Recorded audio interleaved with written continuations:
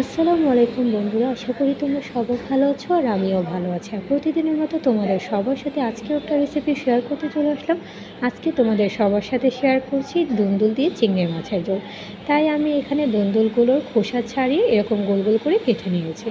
আর সাথে চিংড়ি মাছ নিয়েছি। আমি এই চিংড়ি মাছগুলো নিয়েছি। চিংড়ি মাছগুলো বড় চিংড়ি মাছেতে দুন্দুল দিয়ে রান্না করলে বেশি স্বাদ হয়। আর চিংড়ি মাছগুলো আমি কেটে ভালো করে ধুয়ে নিয়েছি।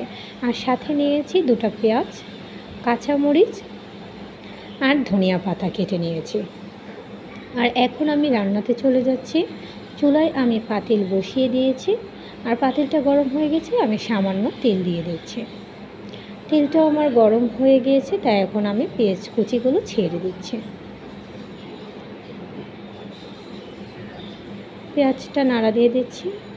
আর পেঁয়াজের সাথে সাথে আমি এখন চিংড়ি মাছগুলো দিয়ে দিচ্ছি।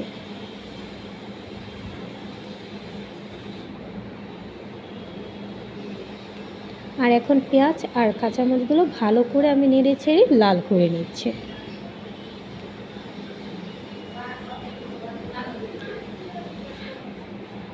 চিংড়ি মাছগুলো আস্তে আস্তে আমার লাল হচ্ছে, তাই আমি বারবার একটু নাড়াচাড়া দিয়ে নিচ্ছি।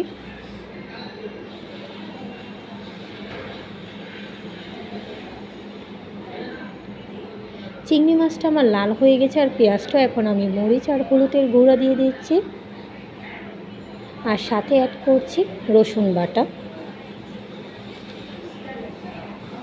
আর এখন দিয়ে দিচ্ছি সামান্য পানি। ভালো করে আমি নাড়াচাড়া দিয়ে নিচ্ছি।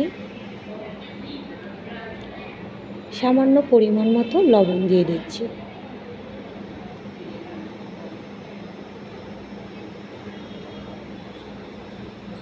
চিংড়ি মাছের পানিটাতে আমার বলক চলে এসেছে।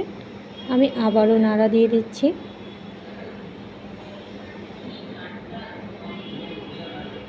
ভালো করে আমি চিংড়ি মাছটা কষিয়ে নিচ্ছি।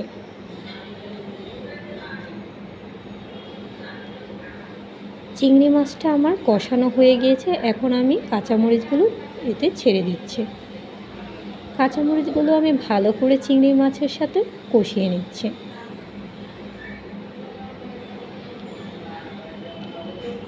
চিংড়ি মাছটা আমার কষানো হয়ে গিয়েছে। এখন আমি দুন্দুলগুলো দিয়ে দিচ্ছি। এই দুন্দুল থেকে অনেক পরিমাণে পানি ছাড়ে, তাই আমি এখন একটু ঢেকে রাখছি।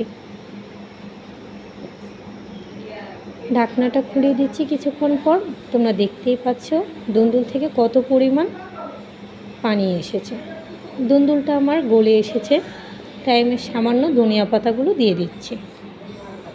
রান্নাটা আমার একদমই শেষ পর্যায়ে। তেল ছাড়লে আমি রান্নাটা নামিয়ে নেব।